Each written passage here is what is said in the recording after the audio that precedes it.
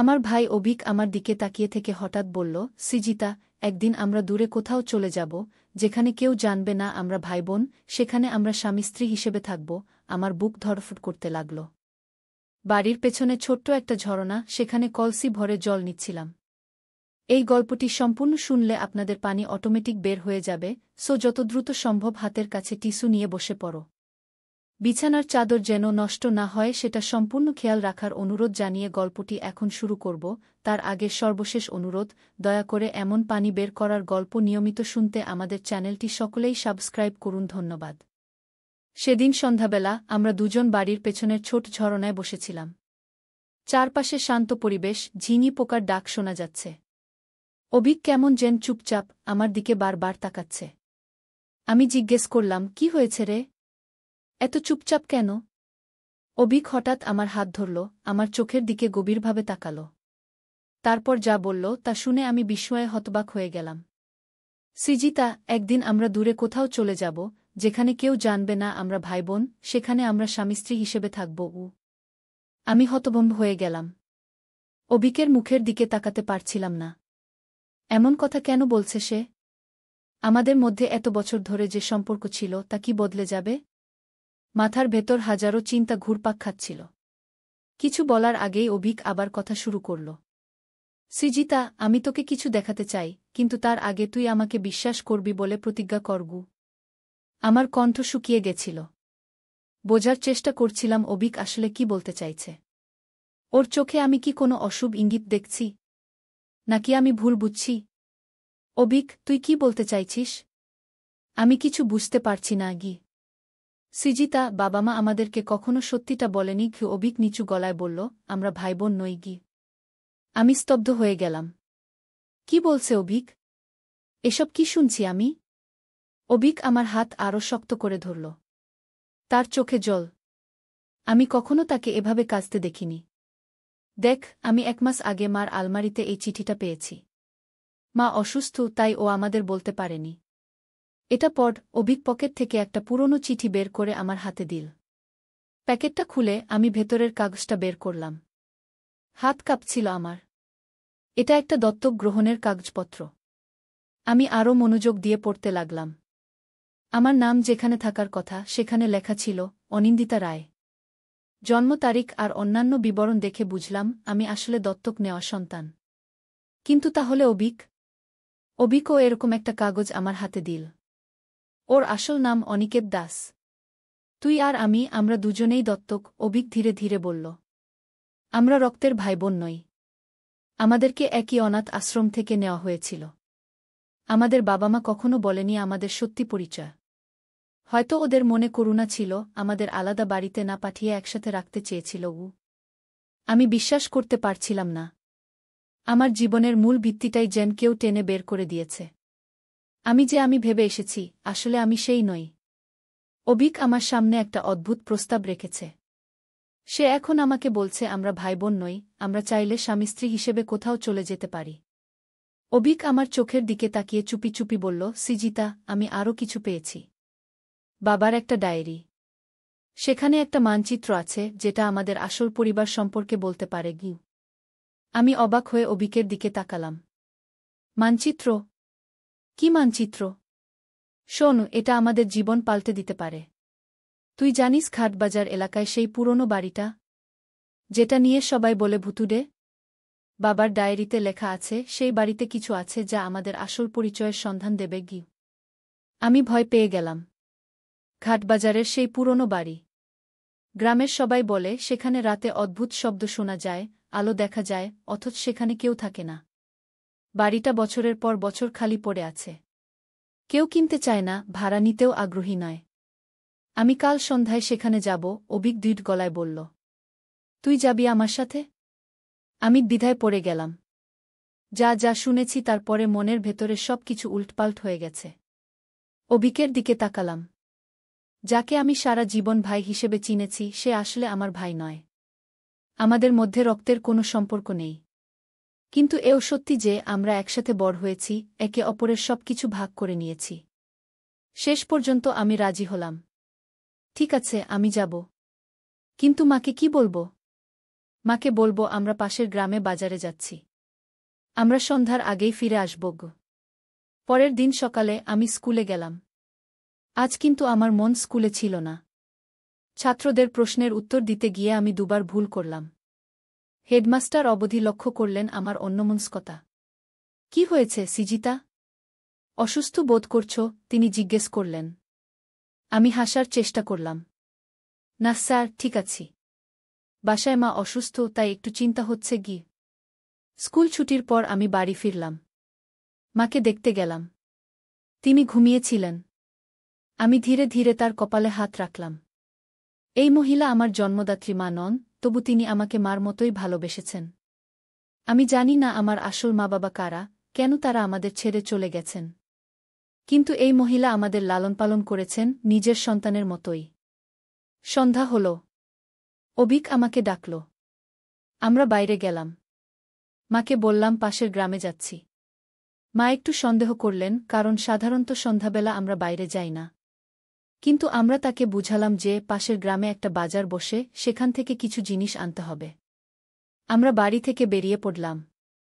গ্রামের বাইরে যখন পৌঁছলাম, অভিক বলল, এই পথ ধরে আমরা ঘাটবাজারে পৌঁছে যাব। প্রায় মাইল দুয়েক হাঁটতে হবে গু। সন্ধ্যার আলো তখন ম্লান হয়ে এসেছে। দূরে প্রকৃতির বুকে ছড়িয়ে থাকা গাছপালা, মাঠঘাট আর দুয়েকটা বাড়িঘর দেখা যাচ্ছিল। আমাদের গ্রাম থেকে ঘাটবাজার বেশ দূরে, এ পথে লোকজন কম চলাচল করে। আমরা হাঁটতে হাঁটতে আমাদের জীবন নিয়ে, আমাদের অজানা অতীত নিয়ে কথা বলছিলাম। অভিক ভাবছিল, আমাদের আসল বাবা মা হয়তো আমাদের ত্যাগ করেননি, হয়তো কোনো বিপদে পড়ে আমাদের অনাথ আশ্রমে রেখে গেছেন। আর আমি ভাবছিলাম, আমরা যদি সত্যিই আমাদের আসল পরিবারকে খুঁজে পাই, তাহলে কি হবে? তারা কি আমাদের গ্রহণ করবেন? তারা আজ কোথায়? হঠাৎ করে আমরা একটা শব্দ শুনলাম। যেন কেউ আমাদের পিছু নিয়েছে। আমরা থমকে দাঁড়ালাম। অভিক আমার হাত চেপে ধরল। শব্দটা শুনলি? সে ফিসফিস করে বলল। আমি মাথা নেড়ে সায় দিলাম। কিন্তু চারদিকে তাকিয়ে কাউকে দেখতে পেলাম না। শুধু গাছপালা আর সন্ধ্যার অন্ধকার। হয়তো কোনো জন্তু জানোয়ার, আমি বললাম, যদিও নিজের কণ্ঠে ভয়ের ছাপ লুকাতে পারলাম না। আমরা আবার হাঁটা শুরু করলাম, এবার আরও সতর্কভাবে। প্রায় আধ ঘণ্টা হাঁটার পর আমরা দূরে ঘাটবাজারের পুরনো বাড়িটা দেখতে পেলাম। বাড়িটা একটা টিলার উপর, চারপাশে উঁচু উঁচু গাছ। বাড়িটা দেখতে ভয়ঙ্কর, বিশেষ করে সন্ধ্যার অন্ধকারে। আমরা বাড়ির সামনে পৌঁছলাম। দরজাটা আধভাঙা, জানালাগুলো জীর্ণ। বাড়ির চারপাশে আগাছা জন্মেছে। অভিক দরজার কাছে গিয়ে ধাক্কা দিল। দরজাটা মোচ দিয়ে খুলে গেল। আয়, অভিক আমাকে ডাকল। আমি ইতস্তত করছিলাম। এই বাড়িতে ঢোকার ইচ্ছে আমার ছিল না। কিন্তু আমাদের অতীত, আমাদের আসল পরিচয় জানার আকাঙ্ক্ষা আমাকে টেনে নিয়ে গেল। বাড়ির ভেতরে ঢুকতেই আমরা ধুলো আর আবর্জনা দেখতে পেলাম। বাড়িটা বহুদিন ধরে পরিত্যক্ত, তা স্পষ্ট বোঝা যাচ্ছিল। আমরা টর্চ জ্বালিয়ে চারপাশ দেখতে লাগলাম। বাবার ডায়েরিতে লেখা আছে, এই বাড়ির পিছনের দিকে একটা ঘর আছে, সেখানে একটা সিন্দুক আছে, অভিক বলল। আমরা বাড়ির পিছন দিকে এগোলাম। একটা লম্বা করিডোর পেরিয়ে আমরা একটা ছোট ঘরে পৌঁছলাম। ঘরটা খালি, শুধু একটা পুরনো আলমারি রয়েছে। অভিক আলমারিটা খুলল। ভেতরে কয়েকটা পুরনো বই, কাগজপত্র আর একটা ছোট সিন্দুক। এই তো সিন্দুকটা, অভিক উত্তেজিত হয়ে বলে উঠল। সিন্দুকটা বন্ধ ছিল। অভিক চেষ্টা করল খুলতে, কিন্তু পারল না। সিন্দুকে তালা লাগানো ছিল।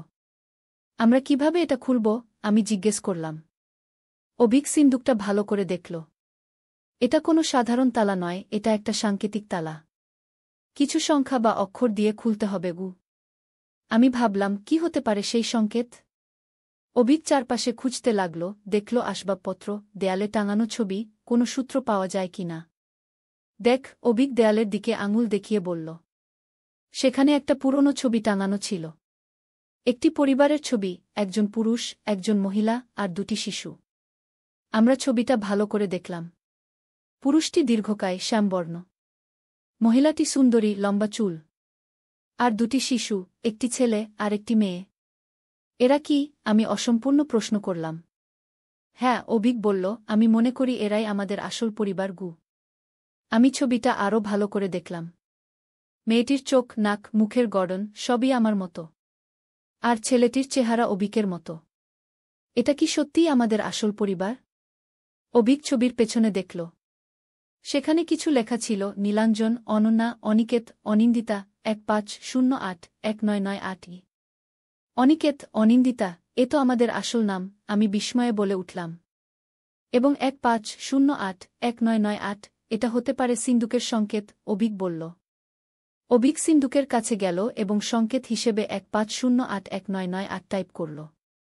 কিন্তু সিন্দুক খুলল না। হয়তো অন্য কোনো সংকেত, আমি বললাম। তখনই আমরা আরেকটা শব্দ শুনলাম।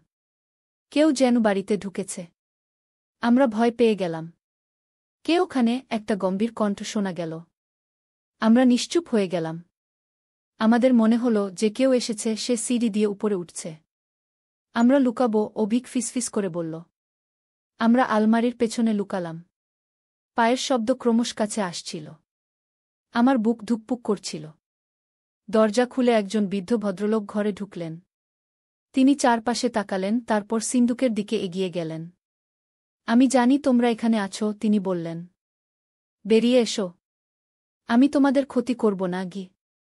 আমরা সন্দেহে ভরা চোখে একে অপরের দিকে তাকালাম। বৃদ্ধ লোকটিকে?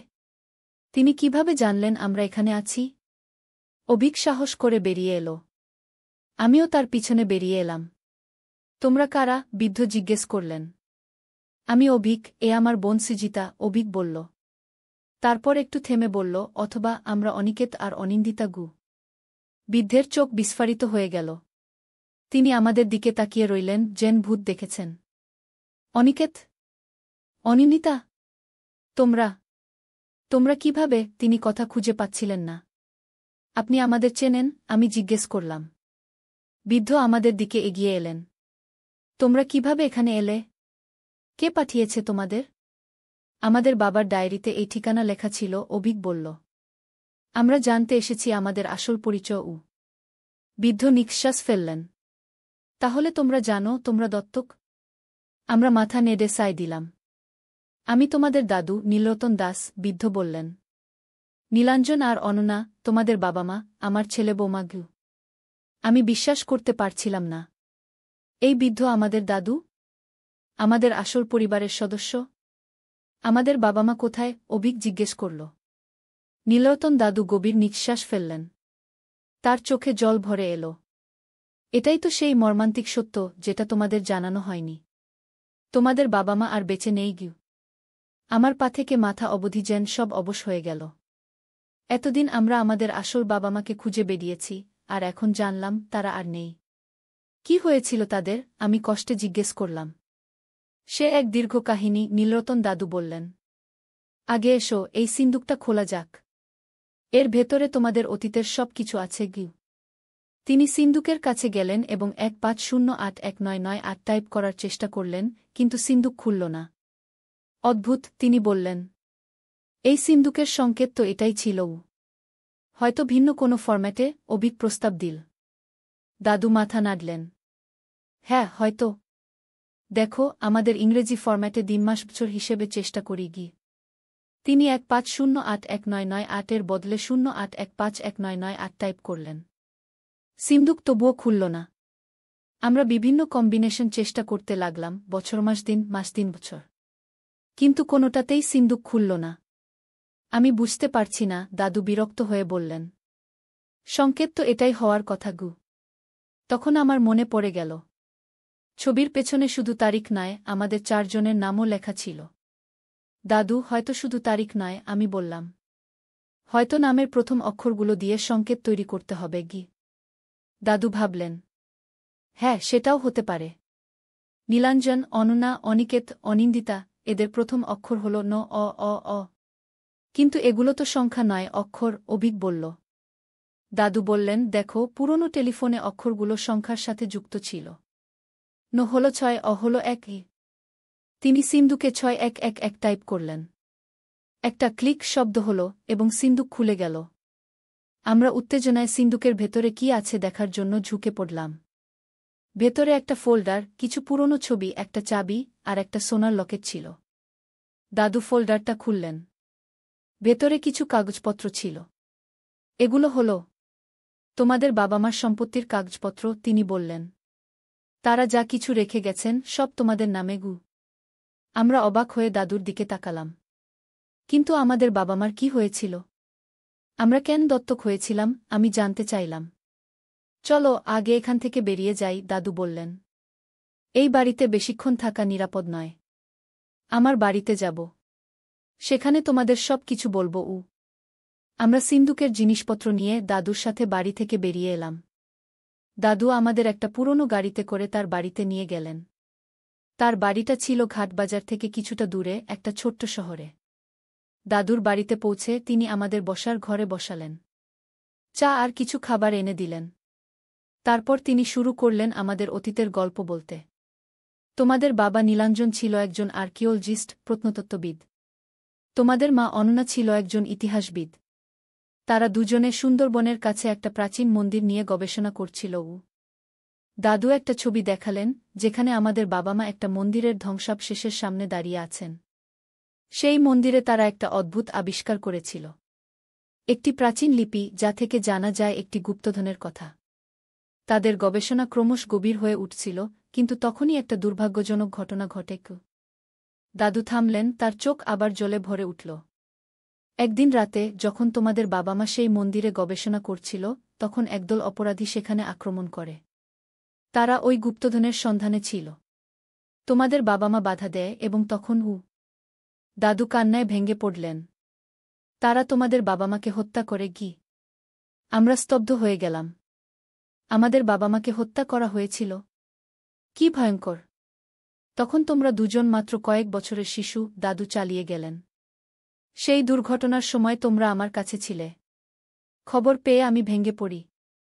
কিন্তু এটাও জানতে পারি যে সেই অপরাধীরা এখনও তোমাদের খুঁজছে গু। আমাদের? কেন? অভিক জিজ্ঞেস করল। কারণ তোমাদের বাবা-মা সেই গুপ্তধনের সন্ধান পেয়ে গিয়েছিল এবং তারা সেই তথ্য তোমাদের কাছে লুকিয়ে রেখেছিল। মূলত সেই লকেটে গি। দাদু সেই সোনার লকেটটা তুলে ধরলেন। এটা খুললে তোমরা একটা মাইক্রোফিল্ম দেখতে পাবে। সেখানে সেই গুপ্তধনের সঠিক অবস্থান রয়েছে গি। আমি বিস্ময়ে দাদুর দিকে তাকালাম। আপনি জানতেন এটা এখানে ছিল? তাহলে আপনি কেন এতদিন আমাদের খুঁজেননি? দাদু দীর্ঘশ্বাস ফেললেন। আমি খুঁজেছিলাম, কিন্তু তোমাদের খুঁজে পাইনি। তোমাদের রক্ষা করার জন্য আমি তোমাদের দুজনকে আলাদা আলাদা অনাথ আশ্রমে দিয়ে এসেছিলাম। কিন্তু পরে জানতে পারি তোমরা একই পরিবারে দত্তক হয়েছ। আমি ভয় পেয়ে গিয়েছিলাম যে যদি আমি তোমাদের সাথে যোগাযোগ করি, তাহলে সেই অপরাধীরা আবার তোমাদের খুঁজে বের করবে গু। কিন্তু তারা কি এখনও আমাদের খুঁজছে? আমি ভয়ে জিজ্ঞেস করলাম। দাদু মাথা নাড়লেন। হ্যাঁ, তারা এখনও খুঁজছে। আসলে তোমরা যে আজ সেই বাড়িতে এসেছিলে, তারা সেটাও জেনে ফেলেছে গি। কি করে জানলেন? অভিক জিজ্ঞেস করল। যখন তোমরা সেই বাড়িতে ছিলে, আমি দেখেছিলাম একটা কালো গাড়ি বাড়ির সামনে দাঁড়িয়েছিল। সেটা ওদের। তোমরা যে ওখানে আছো তারা জেনে গেছে গি। আমরা ভয়ে শিউরে উঠলাম।